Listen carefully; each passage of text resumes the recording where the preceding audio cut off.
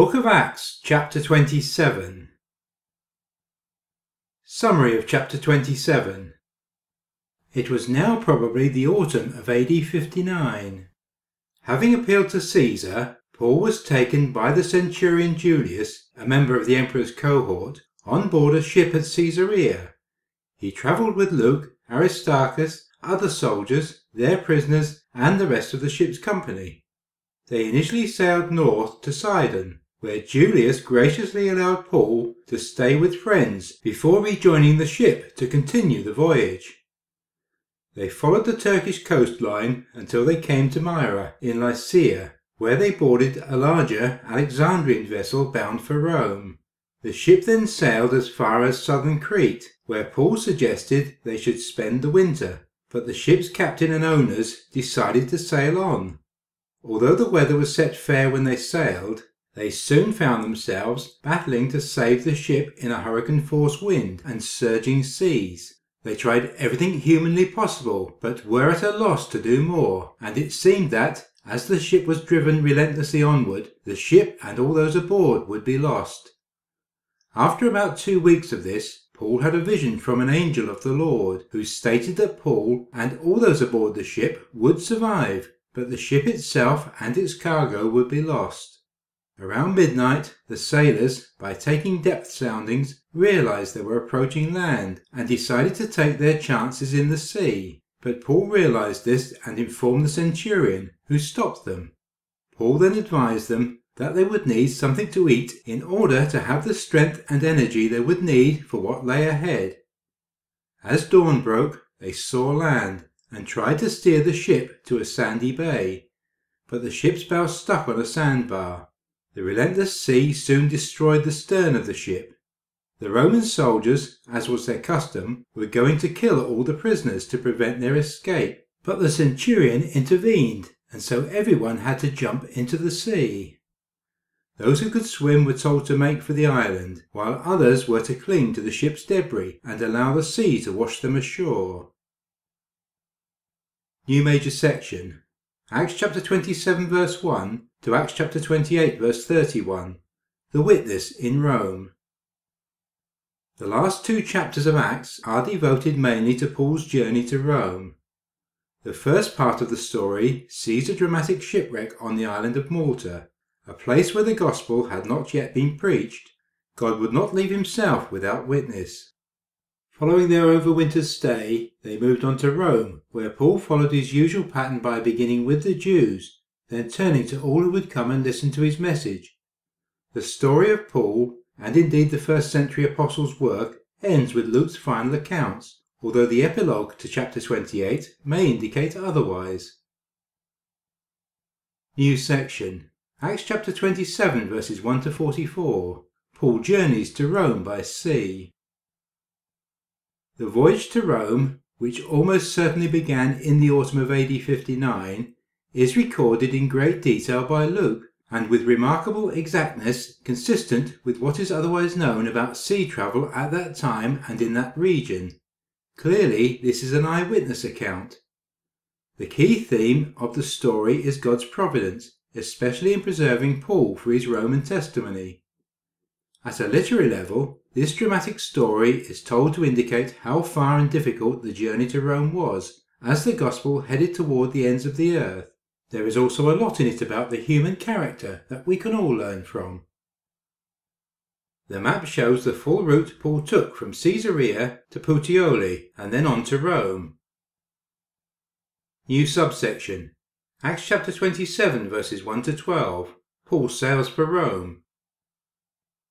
Festus finally sent Paul to Rome, probably in the autumn of AD 59, and under the guard of a centurion. Paul, accompanied by his companions Luke and Aristarchus, were taken aboard a ship at Caesarea. They sailed to Sidon, where Paul stayed with friends before continuing their epic voyage. They would follow the Syrian, Cilician and Lycian coastlines before crossing over to the island of Crete. Verse 1. When it was decided that we would sail for Italy, Paul and some prisoners were handed over to a centurion named Julius, who belonged to the imperial regiment. Note the we, which indicates Luke's presence with Paul all the way to Rome. The last we is found in Acts chapter 28 verse 16. When we got to Rome, Paul was allowed to live by himself, with a soldier to guard him. Although we do know that Luke remained Paul's constant companion until the very end, as Paul indicates in his final epistle. Only Luke is with me. Get Mark and bring him with you, because he is helpful to me in my ministry. 2 Timothy 4 verse 11. Paul was shipped with other prisoners, reminiscent of the two thieves with Jesus. The innocent was again numbered with the transgressors. The centurion belonged to the imperial regiment, or Augustus cohort. See comments made on Acts chapter 10 verse 1 concerning relevant Roman military structure. Verse 2. We boarded a ship from Adramyttium, about to sail for ports along the coast of the province of Asia, and we put out to sea. Aristarchus, a Macedonian from Thessalonica, was with us. We boarded a ship. To get to Rome, they must travel by sea, just as the Romans did to invade Palestine in the first place, fulfilling the prophecy of Numbers chapter 24 verse 24. Ships will come from the shores of Kittim. They will subdue Asher and Aber, but they too will come to ruin. Where Kittim was Italy, Asher was the forefather of Assyria, Genesis 10 verse 22, and Aber the forefather of the Hebrews, Genesis 10 verse 25. The ship from Adramyttium was probably a small coasting vessel, not adequate for the open sea voyage to Rome. Adramyttium was a large port city of Mysia in the province of Asia Minor, opposite the island of Lesbos. Aristarchus, along with Gaius, was taken by the Ephesian mob into the theatre, Acts 19 verse 29, and since then seems to have been Paul's frequent companion, travelling from Corinth to Jerusalem with him as part of the escort bringing the offerings of the churches in Greece and Asia, see Acts 20 verse 4. He also is referred to in Colossians 4 verse 10 and Philemon verse 24, as well as here. Some commentators think Trophimus was with Paul as well, but then left the ship at Miletum due to illness, 2 Timothy 4 verse 20. But this is almost certainly a reference to his fourth missionary journey after Paul's release from Rome in the early 60s AD. Verse 3. The next day we landed at Sidon, and Julius, in kindness to Paul, allowed him to go to his friends so they might provide for his needs. The friends of Paul were the Christians of Sidon. And from thence he arose, and went away into the borders of Tyre and Sidon, and he entered into a house, and would have no man know it, and he could not be hid. Mark 7 verse 24 ASV. Julius was very respectful of Paul, and trusted him to be free in Sidon, and to stay with his friends there, while the ship was unloaded and replenished. Paul, as it was important for his Christian witness, honoured his word, and did not try to escape, but returned to the ship in time for its sailing. Paul's guard Julius showed him deference throughout the voyage. Men like Paul and Joseph were recognized as special by the jailers and treated accordingly. He caused them to be pitied by all who held them captive, Psalm 106 verse 46, although it was more respect than pity. Provide for his needs. As well as his physical and material needs for the journey, Paul would be greatly encouraged by spending time in prayer and fellowship with the church. Verse 4. From there we put out to sea again, and passed to the lee of Cyprus, because the winds were against us. Under the lee refers to sailing under shelter. They were protected by the island from the contrary winds, which means they sailed around to the north of the island. The winds prevented the ship from taking a direct route, and had to tack around to the north of Cyprus. We too, in the winds of life, have to make the best forward progress as we keep getting blown off course, caught in the storms of life, or find ourselves in the doldrums. Whatever the weather, the journey's end is the same place for those who persevere. Verse 5. When we had sailed across the open sea, off the coast of Cilicia and Pamphylia, we landed at Myra in Lycia. There the centurion found an Alexandrian ship sailing for Italy, and put us on board. Cilicia, Pamphylia and Lycia were districts along the southern coast of what today is Turkey. Myra was directly north of Alexandria and would have been a good stopping place for the ship that was sailing for Italy, probably carrying Egyptian grain or luxury spices and gems from the Far East that would have been imported into the Red Sea ports of Egypt. Alexandrian ships were frequent visitors to Rome as they brought corn from Egypt to Italy, and also exported goods from the Far East that were imported into the Red Sea ports. They had special status in Roman ports and were the only ships of a foreign nation that were permitted to sail into port without striking their sails. Verse 7. We made slow headway for many days and had difficulty arriving off Cnidus. When the wind did not allow us to hold our course, we sailed to the lee of Crete, opposite Salmone.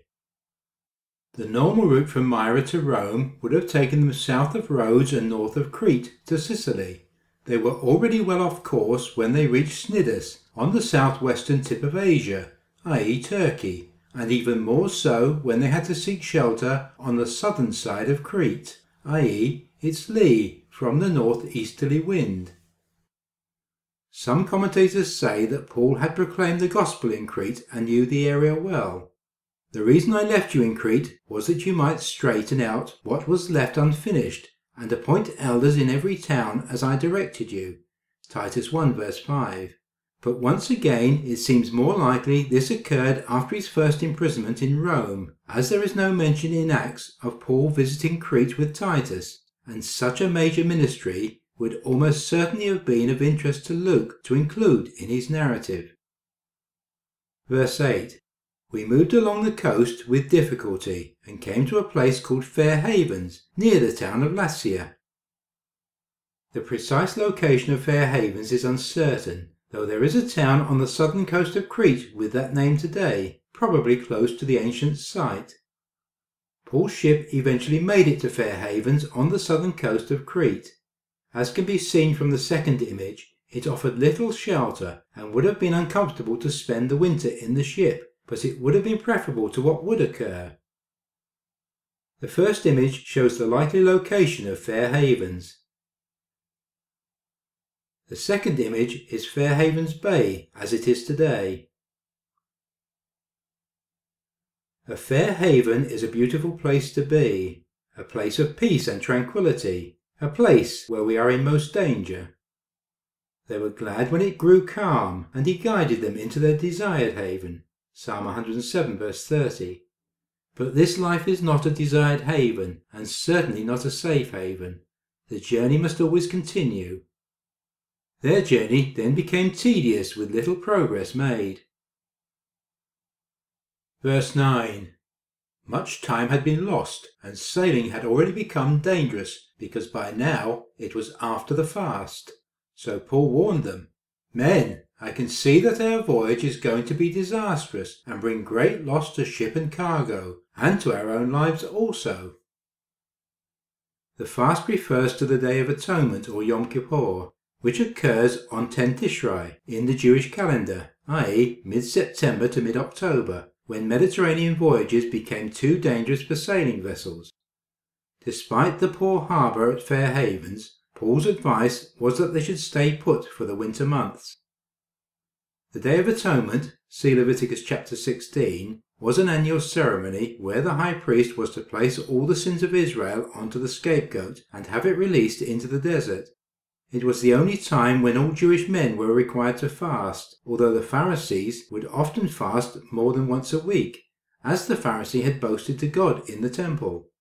I fast twice a week and give a tenth of all I get. Luke 18 verse 12. Paul recommended they proceed no further, that little heed was made of him. The centurion went with the pilot and owner of the ship, who wanted to make further progress before winter set in. Their main consideration was economic, but Paul warned them against it. He was a seasoned traveller, but his warning may have been prophetic and divine, although the loss of life warning was inaccurate if that were the case. The consequences for the ship and its owner would be dire, and they would certainly have perished had not Paul been on board, as Jesus still had work for him to do in Rome. Verse 11. But the centurion, instead of listening to what Paul said, followed the advice of the pilot and of the owner of the ship.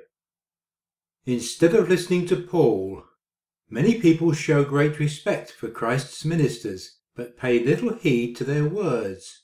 This even applies to some members of their own churches. But this is nothing new. My people come to you, as they usually do, and sit before you to listen to your words, but they do not put them into practice. With their mouths they express devotion, but their hearts are greedy for unjust gain. Ezekiel 33 verse 31. The pilot was the ship's captain. Verse 12.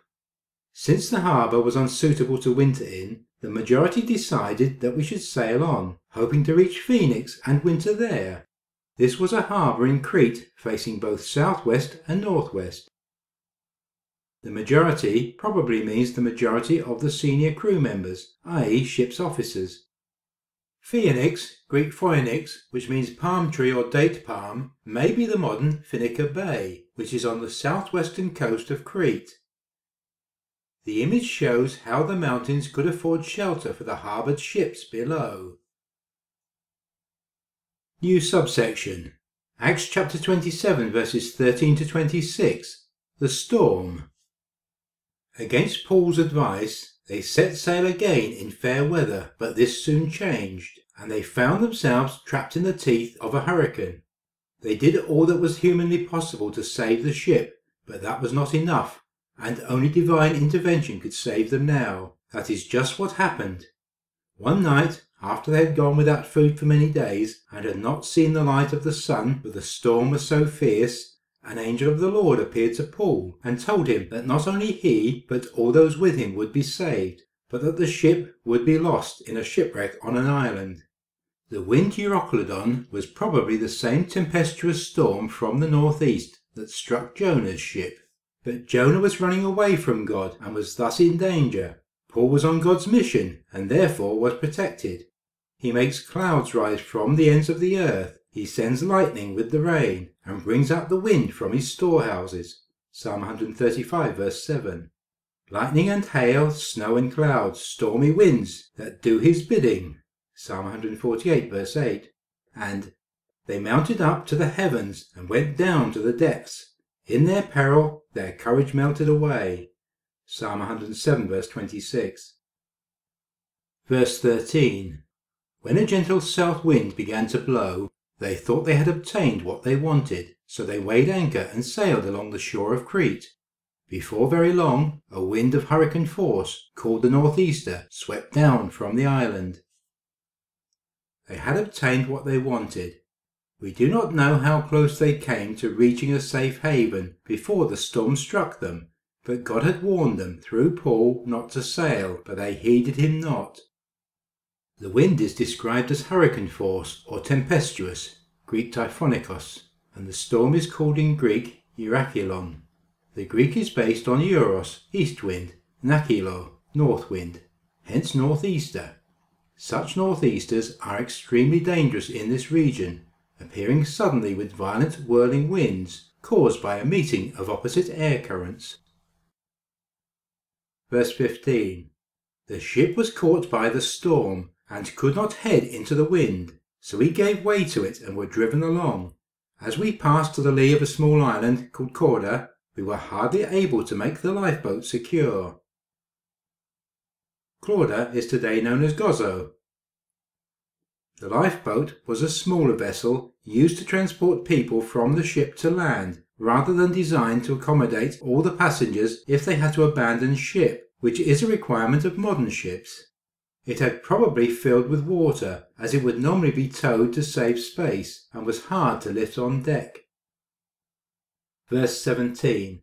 When the men had hoisted it aboard, they passed ropes under the ship itself to hold it together. Fearing that they would run aground on the sandbars of Syrtis, they lowered the sea anchor and let the ship be driven along. Ancient ships were sometimes secured during storms with ropes or cables tied around the ends or across and under the centre of the ship. They lowered the sea anchor to help slow the ship's progress and to add stability. The Syrtis was a sandy shoal off the North African coast, with a reputation as a graveyard of ships. Verse 18.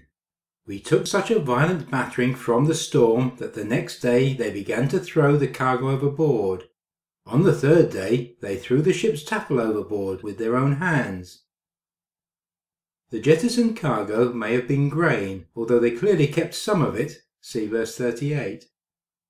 The jettisoned tackle may have been the beam that supported the mainsail, spare ropes, sails, and other items of rigging that would help lighten the ship's load. The crew were doing all they could to save the ship. There is always a tension between our love of worldly goods and wealth, i.e. save the ship. I have seen a grievous evil under the sun, wealth hoarded to the harm of its owner, Ecclesiastes 5 verse 13, and building up our eternal treasure in heaven.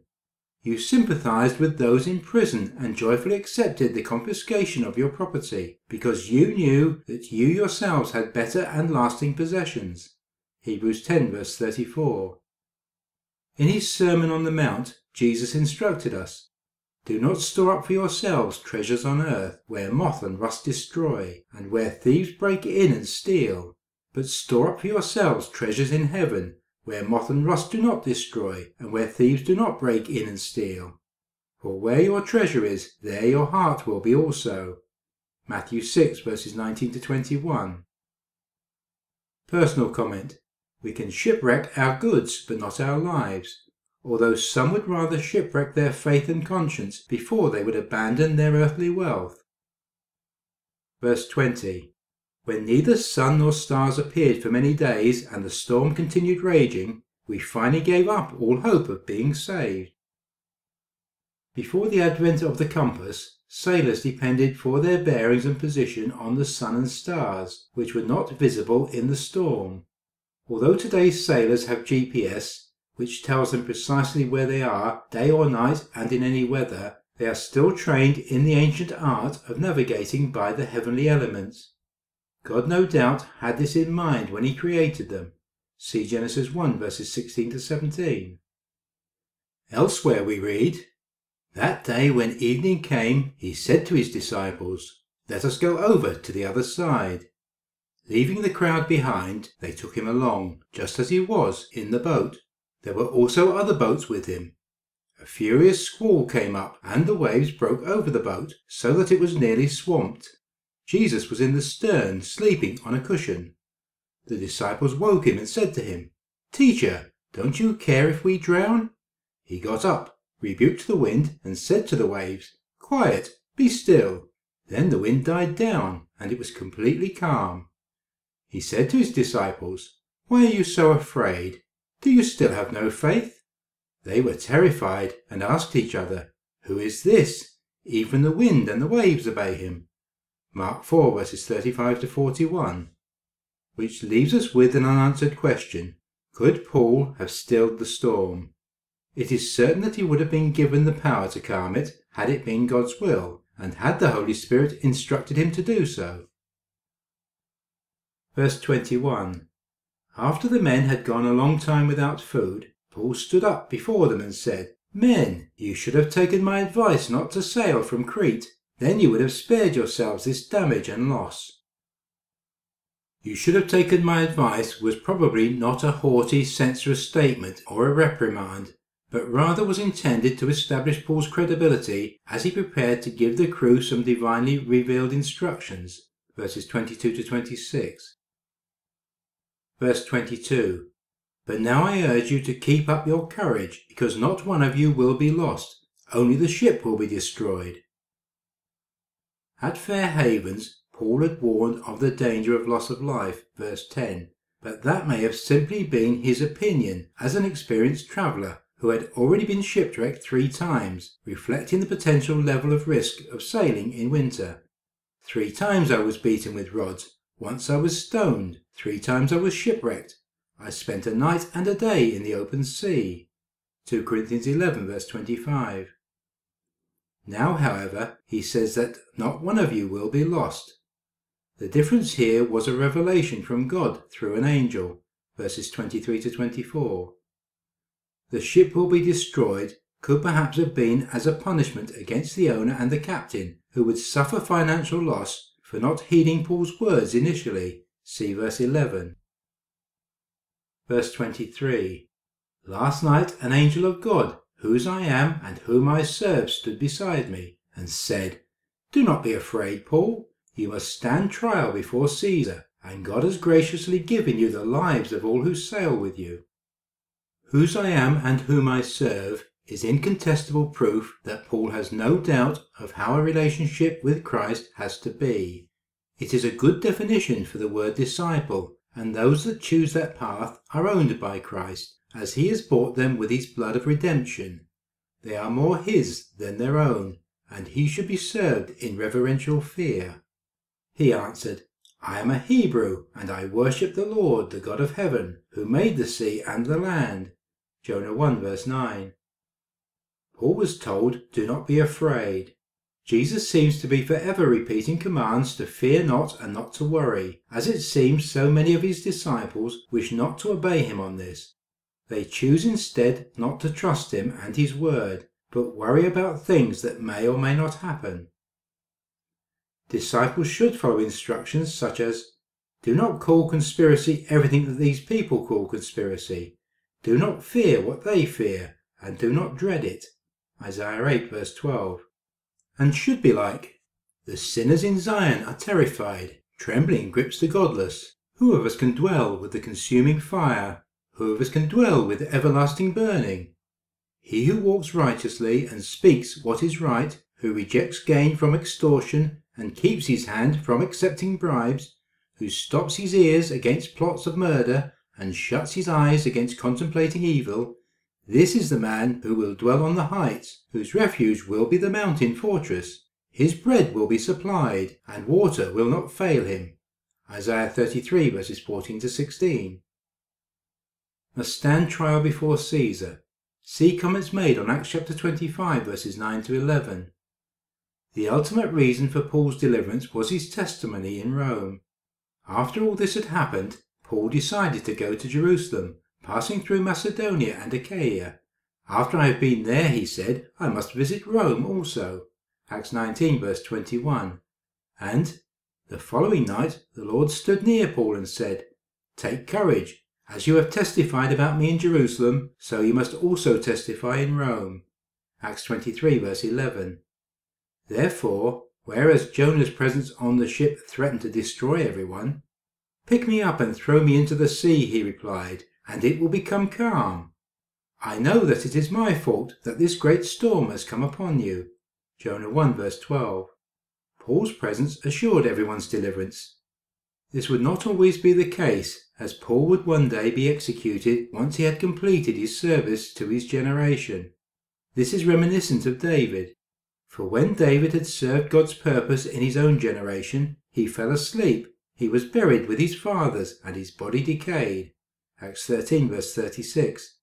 Even Paul's death would be used to further the gospel, not hinder it. The angel appeared to Paul. Come and see what God has done, how awesome his works in man's behalf. Psalm 66 verse 5. And, If I rise on the wings of the dawn, if I settle on the far side of the sea. Psalm 139 verse 9. Being lost at sea did not make him lost to God. God is our refuge and strength, an ever-present help in trouble. Psalm 46 verse 1. Paul clearly never doubted his own safety, as the Lord had directed him in recent years to appear before the emperor in Rome. The following night the Lord stood near Paul and said, Take courage. As you have testified about me in Jerusalem, so you must also testify in Rome. Acts 23 verse 11. But this vision was also to reassure him of the safety of all the others, including his friends, whom he would have more concern about than for himself. The miraculous escape of all 276 would be a powerful testimony that Paul no doubt used during his impending, if unscheduled, stay on Malta. The fact that Paul had promised this outcome would only serve to enhance that witness. God has graciously given you the lives of all who sail with you. Sometimes good men deliver many through their presence in the world, at other times only themselves. As surely as I live, declares the sovereign Lord, even if these 3 men were in it, they could not save their own sons or daughters. They alone would be saved. Ezekiel 14 verse 18. The knowledge of their safety would have been comforting to Paul to know he was such a blessing to the others. As God had promised it, so Paul had absolute belief and trust it would be so, for God is not a man that he should lie, nor a son of man that he should change his mind. Does he speak and then not act? Does he promise and not fulfill? Numbers 23 verse 19. And God's promises are yes and amen. See 2 Corinthians 1 verse 20. God will often spare the wicked for the sake of the good, e.g. Zoar for Lot's sake. Look, here is a town near enough to run to, and it is small. Let me flee to it. It is very small, isn't it? Then my life will be spared. He said to him, Very well, I will grant this request too. I will not overthrow the town you speak of, but flee there quickly, because I cannot do anything until you reach it. That is why the town was called Zoar. Genesis 19 verses 20 to 21. And Sodom might have been saved for the sake of 10 righteous men, or even less, if Abraham had kept pressing God for further grace. Then he said, May the Lord not be angry, but let me speak just once more. What if only 10 can be found there? He answered, For the sake of 10 I will not destroy it. Genesis 18 verse 32. Verse 25. So keep your courage, men, for I have faith in God that it will happen just as he told me. Nevertheless, we must run aground on some island. New subsection. Acts chapter 27 verses 27 to 44. The shipwreck. The nightmare was coming to an end. The sailors could tell they were heading for land. They were all for abandoning the ship rather than facing a shipwreck, but Paul got the Romans to prevent this. As dawn approached, Paul instructed them to eat and give thanks to God while doing so. The sailors tried to steer the ship to an island, but the bow stuck on a sandbar and the stern was soon smashed by the ferocious power of the sea. The Romans would have killed the prisoners, but the centurion stopped them and instructed everyone to make for the island, which they did safely under the Lord's providence. Verse 27. On the 14th night we were still being driven across the Adriatic Sea, when about midnight the sailors sensed they were approaching land. They took soundings and found that the water was 120 feet deep. A short time later they took soundings again and found it was 90 feet deep. The Adriatic Sea was not just in the gulf between Italy and the Balkans, but included the Ionian Sea and all the way across the Mediterranean Sea to the coast of Libya. About midnight the sailors took soundings that showed the sea was becoming shallower beneath them, an indication that they were approaching nearby land. Verse 29. Fearing that they would be dashed against the rocks, they dropped 4 anchors from the stern and prayed for daylight. The rocks. The location was probably the rocky promontory on the northeastern coast of Malta, known today as Point Cura. Ancient ships had multiple anchors. The 4 anchors from the stern would keep the ship steady and facing toward land. Prayed for daylight. It is not known if they prayed to Paul's God or one of their own. Anyway, the arrival of daylight would increase their chances of survival. Verse 30. In an attempt to escape from the ship, the sailors let the lifeboat down into the sea, pretending they were going to lower some anchors from the bow. The sailors were seeking to escape. They knew they were nearing land, so they decided to take the ship's only small boat and get themselves safely to shore. But such a selfish action would have left no one on the ship with the skill to handle it, normally leading to much loss of life. So Paul warned the centurion of the sailors' plan, and he stopped them. Verses 31 to 32. Paul's actions shows the compatibility of divine sovereignty with human responsibility. Verses 22 to 24.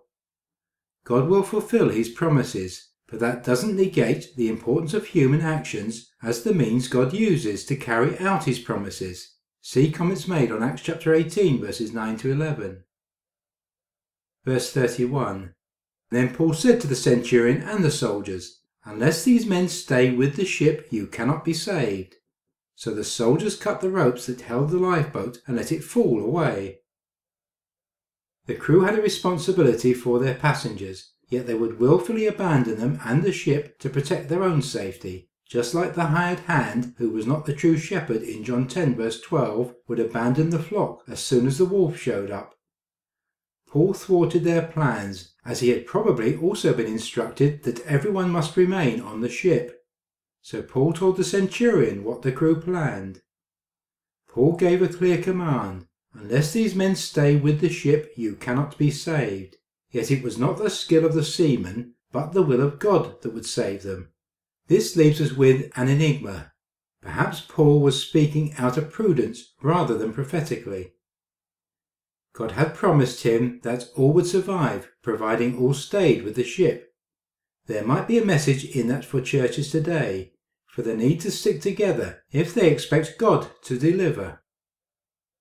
Verse 33. Just before dawn, Paul urged them all to eat. For the last 14 days, he said, you have been in constant suspense and have gone without food. You haven't eaten anything. Paul urged them all to eat. The rescue was to begin at daybreak, and everyone needed food for maximum strength. Verse 34. Now I urge you to take some food. You need it to survive. Not one of you will lose a single hair from his head. Take some food. Solomon wrote, perfume and incense bring joy to the heart, and the pleasantness of one's friends springs from his earnest counsel. Proverbs 27 verse 9. Just as Paul was here to the ship's company. They had not eaten for 14 days. My heart is blighted and withered like grass. I forget to eat my food. Psalm 102 verse 4. As with everything else, we are charged to be good stewards of our bodies. God gives a man wealth, possessions, and honour, so that he lacks nothing his heart desires. But God does not enable him to enjoy them, and a stranger enjoys them instead. This is meaningless, a grievous evil. Ecclesiastes 6 verse 2. And, do you not know that your body is a temple of the Holy Spirit who is in you, whom you have received from God? You are not your own. 1 Corinthians 6 verse 19. Elijah had to eat to enable him to make the journey God instructed him to undertake. The angel of the Lord came back a second time and touched him and said, Get up and eat, for the journey is too much for you. 1 Kings 19 verse 7. So too the ship's company would need strength to come to shore safely, even though God had promised, but not a hair of your head will perish. Luke 21 verse 18. So that his very being finds food repulsive, and his soul loathes the choicest meal. Job 33 verse 20. You will not lose a single hair from his head. But the men said to Saul, Should Jonathan die, he who brought about this great deliverance in Israel? Never, as surely as the Lord lives, not a hair of his head will fall to the ground, for he did this today with God's help. So the men rescued Jonathan, and he was not put to death. 1 Samuel 14 verse 45. She said, Then let the king invoke the Lord his God to prevent the avenger of blood from adding to the destruction, so that my son will not be destroyed. As surely as the Lord lives, he said, not one hair of your son's head will fall to the ground. 2 Samuel 14 verse 11. Solomon replied, If he shows himself to be a worthy man, not a hair of his head will fall to the ground. But if evil is found in him, he will die. 1 Kings 1 verse 52. And even the very hairs of your head are all numbered. Matthew 10 verse 30. Indeed, the very hairs of your head are all numbered. Don't be afraid, you are worth more than many sparrows. Luke 12 verse 7. And, but not a hair of your head will perish. Luke 21 verse 18. Verse 35. After he said this, he took some bread and gave thanks to God in front of them all. Then he broke it and began to eat. Paul's giving thanks and breaking bread was not a celebration of the Lord's Supper, but a testimony to his faith in the God who was about to deliver them. It was right that Paul gave thanks to God so publicly, and to do so before they were safe, as it would strengthen his subsequent proclamation of the gospel, and also show his own genuine faith and trust in God for all things. They forbid people to marry and order them to abstain from certain foods, which God created to be received with thanksgiving by those who believe and who know the truth. For everything God created is good, and nothing is to be rejected if it is received with thanksgiving, because it is consecrated by the word of God and prayer. 1 Timothy 4 verses 3-5. Not that we ever need any specific reason to praise God or to give thanks. It may have been long-lasting sea biscuits rather than bread they ate, but we should still remember. He humbled you, causing you to hunger, and then feeding you with manna, which neither you nor your fathers had known, to teach you that man does not live on bread alone, but on every word that comes from the mouth of the Lord. Deuteronomy 8 verse 3. Verse 36.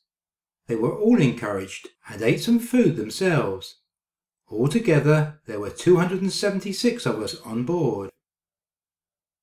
The number of 276 passengers was not too great for large grain ships, which were up to 100 feet or 31 meters long. Verse 38. When they had eaten as much as they wanted, they lightened the ship by throwing the grain into the sea. Throwing the grain into the sea indicates they clearly did not dump all their cargo earlier, unless this just refers to sufficient grain kept for their food during the voyage, which seems less likely. See comments on verses 18-19. Verse 39. When daylight came, they did not recognize the land, but they saw a bay with a sandy beach, where they decided to run the ship aground if they could. Although other locales on Malta have been suggested, the traditional site of Paul's shipwreck is known as St. Paul's Bay. It has a sandy beach on the western side. See the image. Verse 40. Cutting loose the anchors, they left them in the sea, and at the same time untied the ropes that held the rudders. Then they hoisted the foresail to the wind and made for the beach. The ship's rudders would have been pulled out of the water and tied down during the storm, but were now placed back in the water to steer the ship. The foresail, Greek artimon, was a small sail in the bow to guide a ship. The sailors did everything they could to bring the ship to safety, freeing the rudder to steer the ship, loosing the sea anchors to aid mobility, and hoisting the foresail to provide power. But still the ship's bow stuck fast, and the stern was soon crushed by the mighty power of the sea smashing into it. God through Paul had said the ship would be lost, and no human endeavour could overcome that. This is what the Lord says, Israel's King and Redeemer, the Lord Almighty. I am the first, and I am the last. Apart from me there is no God. Isaiah 44 verse 6. Verse 41. But the ship struck a sandbar and ran aground. The bow stuck fast and would not move, and the stern was broken to pieces by the pounding of the surf. The bow stuck fast on a sandbar, a known hazard around islands like Malta, and the stern was broken to pieces by the pounding surf. This was due to the enormous forces of the sea relentlessly battering the ship from its rear. This was invariably the most dangerous part of any shipwreck, as the seas around the ship would be seething and the forces far stronger than even the strongest of swimmers. Verse 42. The soldiers planned to kill the prisoners to prevent any of them swimming away and escaping. Once again Paul's presence assured the deliverance of the others, this time the other prisoners. The soldiers feared the escape of the prisoners because they were accountable for them with their own lives, something we saw when Peter was led out of prison in Jerusalem by the angel of the Lord. After Herod had a thorough search made for him and did not find him, he cross-examined the guards and ordered that they be executed. Acts 12 verse 19a. Verse 43. But the centurion wanted to spare Paul's life and kept them from carrying out their plan. He ordered those who could swim to jump overboard first and get to land. The rest were to get there on planks or on pieces of the ship. In this way, everyone reached land in safety. Roman soldiers learned to swim as part of their military training, and Julius Caesar was a famous swimmer in his time. Julius the centurion would have some of his men swim ashore first, and then let all the ship's company go ashore. Those who could swim should do so. The rest should look for ship's debris to cling to and allow the tidal flow to wash them ashore. The soldiers would already be on the beach to ensure prisoners were immediately held in custody. Any that were then lost would be assumed drowned, and there would be no retribution against the soldiers for their loss. They had reached their desired haven. They were glad when it grew calm, and he guided them to their desired haven. Let them give thanks to the Lord for his unfailing love and his wonderful deeds for men. Psalm 107 verses 30 to 31. So they all came to safety, just as God had promised Paul. Acts chapter 27 ends.